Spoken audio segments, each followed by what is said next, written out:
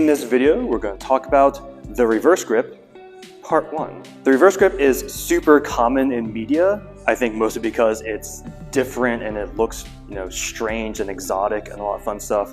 But let's actually talk about like how useful it actually is in terms of like application and striking and all of that fun stuff.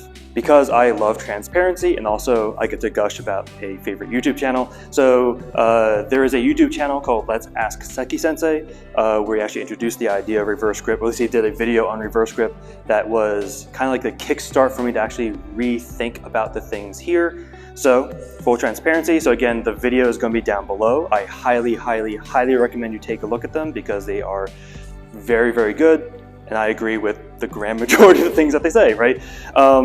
So whenever something is taken potentially directly from that or like heavily influenced from what he was doing, I'm going to mention him, right?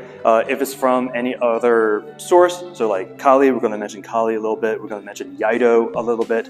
I'm going to try my best to kind of mention where I got these things from. But if it's something that I don't want to say came up with my brain juices, but like if I more or less got to the same conclusion without any other source, I'm just going to keep talking without citing.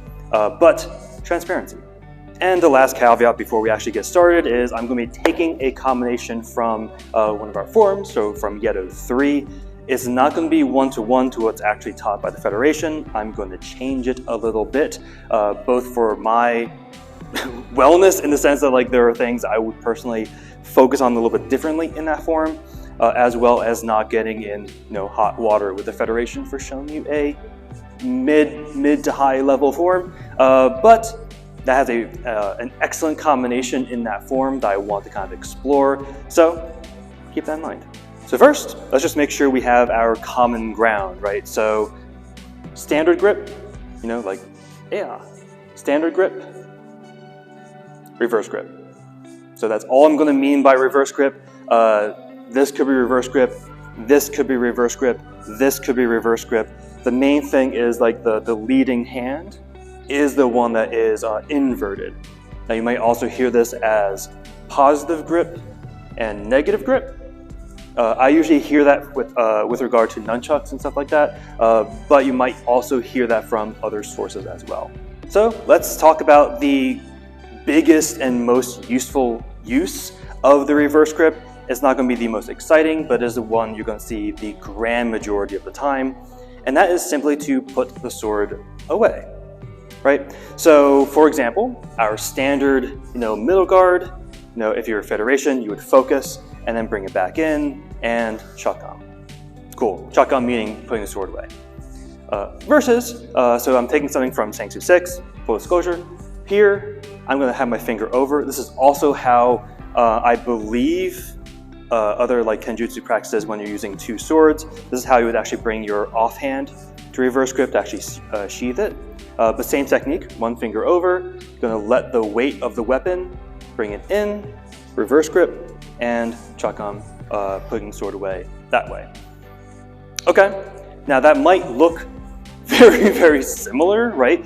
But I highly recommend that you try this yourself, right? So try, in case another angle is helpful, if you're here and bring it back in, okay, not too crazy, right? So especially if we're more vertical like this, if you're coming from another school, so the way I learned Haidong, for example, is the horizontal put away. That is a little bit more challenging, right? But if we do that in a reverse grip, suddenly that's going to be very easy. So the reason behind that is just going to be just human anatomy, right? So the mechanic, ever so briefly, of putting the sword away is to maintain pressure of the back of the sword against the hand that's on the scabbard, right? So what that usually looks like is I'm just using gravity to kind of like let the weight just be on there, and then using either my left hand entirely, my right hand entirely, a little bit of both. That is really dependent on your school. However you do it, you're going to be using the weight of the sword to really do the grand majority of the sheathing process. Okay, gravity isn't great if you're trying to do like this, for example, and you kind of have to do like a weird pommel shift. You use like the meat under your pinky, kind of maintain that if you want to do, like if you want to sheath it this way. Much more difficult. However, just from human anatomy, if we're here, I'm using my pinky to squeeze, which automatically adds that pressure, right? So if we're here, pressure with the pinky, I can chuck on. Pressure with the pinky, chuck on. Pressure with the pinky, chuck on. Much easier to do. So yeah, so that is like the grand majority. When you do see reverse grip in a more, I'll say outside of media, this is what we're doing very, very often. Other examples, just because I like to give you a variety of things, right? So taking the third Haidong form, right? So we're taking it from a cut here. We're gonna place the back of the sword against the thigh here. We're gonna switch and then chuck on here. Again, noticing you can use your pinky to maintain that pressure very, very handily. And then you're gonna be bringing it in for your happy little kneel and all that fun stuff. If you're coming to this from a Gumdosa perspective, the first time you do it is number 3 in a very harrowing switch where you're here and you switch to reverse grip with a pommel and then you move it down like so. That is honestly a very risky move. I would justify it because actually in Gumdo, again, this is my own personal theory, we're using a much longer sword than what we are currently using in modern day. We'll be using the Sangsu Gum, which is much longer. And if you ever use like a bow, for example, it's actually pretty easy to do that switch because there's so much mass to kind of help stabilize it, right? As opposed to if you're trying to use like a wakizashi or a tanto, switching your grip like that can do it, yes. It just might go flying a little bit more easily than if you were using a pretty massive, in the literal sense, having a lot of mass weapon. Now, because that's not as interesting, right? Eventually going to do a little bit of thrust as well in this video, but to kind of show you how at least Gumdo kind of hides the mundaneness of using a reverse grip. We do very pretty things, like we have our nice happy little vertical, and we do a nice little reverse this way.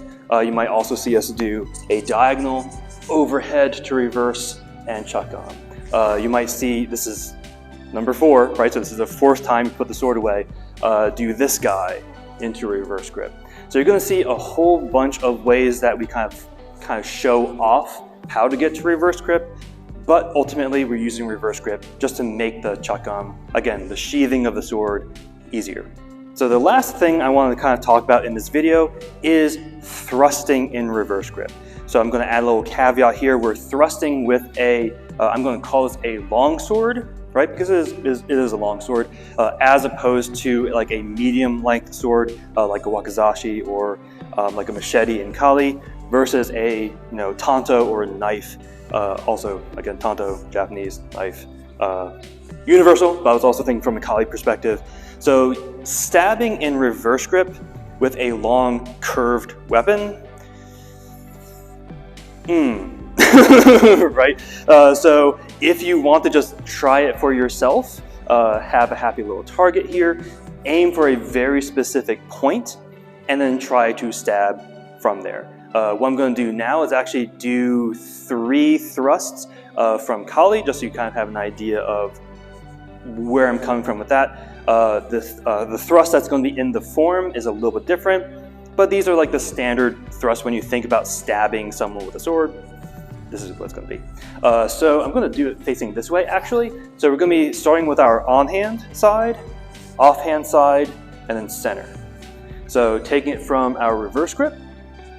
So try this again in the air, see how it vibes. Try stabbing this way, stabbing this way, and then try stabbing overhead and back. I'll do it facing this way as well. So again, starting with our on hand, and again, if you're lefty, you can try it this way as well. Gumdo doesn't care if you're lefty or Haidong, or really many martial arts, kind of except Kali. Kali is the only one that kind of cares. But reverse grip. So again, aiming, stab, stab, up, stab, back, and over. So again, try this against a target, and you're going to notice it's just not super accurate, right? Because you have a lot of different things working against you. One of them is just you're using a curved weapon and just trying to actually land exactly where you want it to land is going to be tricky, even if you're going pretty slow, or you might just flat out miss. And that is kind of expected because stabbing with a longsword in reverse grip is, even in movies, not something you're going to see much. But we're going to kind of change this up a little bit to kind of add some level of accuracy. Keep in mind, this is a prototype, so don't actually do this with a live weapon because I'm not responsible. So try doing the same thing, half swording it. And you're going to notice that obviously don't do this with a, katana-ish sort of weapon because these are very, very sharp and you actually cut yourself. You do see this quite often actually with long swords like in HEMA and stuff like that because it's not as sharp, and they actually are more used to thrusting, right? So one thing that a European longsword has over us in terms of, I said us, in terms of using this, right? In terms of thrusting either in reverse grip or standardly is straight sword. Straight sword can be much more accurate more of the time. So keep that in mind, right? So try doing the same thing like this. It's going to look a little silly, but you can notice you're going to be a lot more accurate as you stab this way, especially if you're up against a target, right? So if I'm aiming for, let's just say, this particular crease here, I can actually stab it pretty effectively, just very weirdly in this position. So again, this is a prototype. So let's dial that prototype back and kind of see like where I'm coming from in terms of this. The idea with half swording is you actually add a focal point much closer to the tip, right? So this is what we're actually going to use, at least in the combination we're going to be covering today, to actually add a lot more accuracy to our thrust. So let's actually get started with that. We're only going to do like the first couple moves of that combination form, at least today. So let's play with this, right? So all I'm going to do, I'm going to face this way because I think it's a little bit easier for me to see the transition here. And I'll give you a little more detail in terms of like where you're striking, stuff like that in a little bit. So the idea is coming in, cut. You can be in a long stance, short stance, whatever stance you want. I'm just going to be here, right? I'm going to maintain my left hand as I switch my hand this way, right? I'm going to plant the back of the sword, making that focal point onto my sash, right? So onto my belt. I'm going to pivot back, looking over my shoulder, almost like I'm going to ram into it, stab. I'm going to pull it out of the body like so. So this is a little bit different from the form, but this is something that I highly, highly recommend that you practice for a few reasons. Everyone's favorite part of a video is physics, right? So one thing you can do if we're in our reverse grip and we're trying to stab behind us is just to use our angular velocity, right? So just pretty much using our center line, keeping it more or less where it is, and just swinging your arms out. So if I were to do that here, I'm going to add a little bit of a detail that I didn't talk about before. So this is where I am striking my opponent, right? So in this way, we're exactly one-to-one. Now, obviously, this probably would be closer to where we'd actually be fighting. In the form, we've actually been engaging a little bit. This is meant to get me really close. The idea that I want you to focus on is not going straight on this way to strike, right? And try to follow through if you want to, or try to wind and push here. It's not going to necessarily work to your benefit because both of us are in each other's line of sight. Just generally not good. Versus, I would like for you to think about, again, using a previous video, so our transverse step, stepping across this way. So my foot is actually now in front of the body here, and I will show you from another angle in a little bit. But I'm going past my opponent with that cut here. So the idea with this is if I really want to, I can engage the core, I can engage, again, more of my body to follow through. If I push in or follow through here, that's what we're going to be planning here. So I'm here, I'm striking. So option one, switch to reverse, pivot on this axis and just stab. and then push out this way. Cool, right? Versus, actually first, try that a few times, right? Be super careful about it, but try it out and notice how inaccurate it's gonna be, and also not how powerful it is, actually. So the reason it's not gonna be as powerful is actually because the main source of power is the spin, and that spin requires mass in order to get some more, oomph in the power. The mass that's involved is just the weight of the sword and the arm, maybe using this as a counterbalance. That's not a lot of mass, right? So even if you're using a big honking sword, which will give it a whole other thing about accuracy, but if we're here and we strike across the body here, we switch and just pivot, right? And move out. It's not going to be as accurate, it's not going to be as powerful. So what do I recommend? What I recommend instead is using translational energy. So what I mean by that is, so not the spinning of the body, but the whole movement of the body. The reason is that's going to let us use actually more of the actual mass of our body to do something, which is going to exponentially, maybe not exponentially, but by a few factors, make it much more massive in the literal sense.